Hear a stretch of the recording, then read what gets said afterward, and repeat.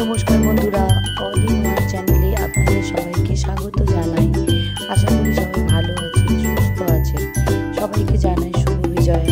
অনেকদিন কোনো ভিডিও দিতে পারিনি, আজকে ভাবলাম এই সাদা ড্রাগনের ভিডিওটা দিই।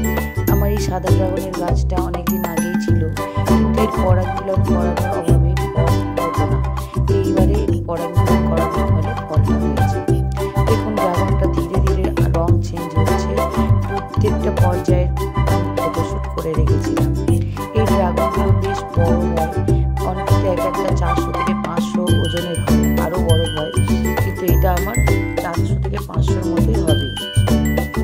আর এটাও গোলাপি ড্রাগনের মতো অত ডিপ কালারটা না হলেও কিন্তু ভেতরটা খুবই সুন্দর। ভেতরটা একটা সাদা হয়, সাদার মধ্যে কালো কালো হয়, আর খেতে খুবই সুন্দর। গোলাপি ড্রাগন যেমন খুবই মিষ্টি, এটাও খেতে খুবই মিষ্টি, যথেষ্টই মিষ্টি। বাজারের ড্রাগনের সঙ্গে কোনোভাবেই তুলনা করা যাবে না, কারণ বাজারের ড্রাগনগুলো অল্প কাঁচা অবস্থায় তুলে নেয়, তাই সেরকম মিষ্টি হয় না। কিন্তু গাছে যখন পাকিয়ে আমরা খাই তখন সেটা খুবই মিষ্টি হয়।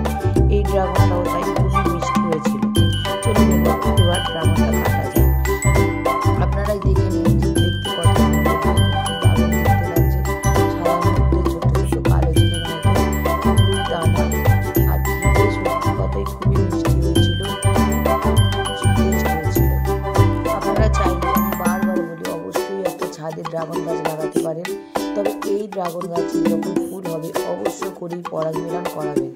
পরাগমিলন না করালে প্রতিটা ফল নষ্ট হয়ে যাবে, একটাও ফুল থেকে ফল হবে না। সবাই ভালো থাকবেন, সুস্থ থাকবেন।